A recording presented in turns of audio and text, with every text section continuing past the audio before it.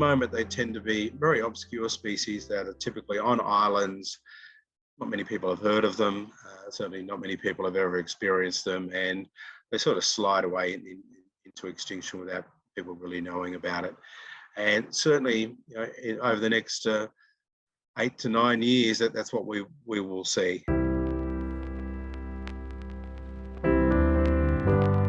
What we will see that will be different is they will no longer be on offshore islands. We'll be starting to see that on the Australian mainland. And we will increasingly start to see animals that people do know of. Species like the orange-bellied parrot, which is quite a well-known species. It has been struggling for decades. Incredibly, there has been some good news in recent times, but if that isn't sustained, that's a species that is on track for extinction at around about 2030, 2035 at the latest. The regent honeyeater is another species that people are becoming familiar with.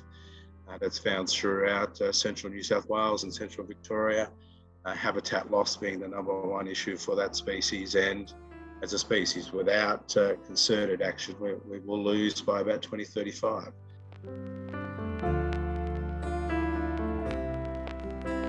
As we get out to 2050, then we're starting to see things like koalas on the east coast. So there's Queensland, New South Wales. Again, without that concerted action, we will lose koalas across those landscapes by 2050. In 2100, we're starting to get things like platypus.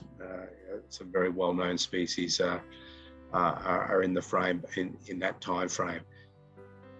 The thing with that, though, that gives us time to do something about it, and but the clock is ticking, and it's just, we can't kick that can down the road, and we'll do something about that in 5 years' time or 10 years' time, because the danger you get to is those tipping points where we can't get them back.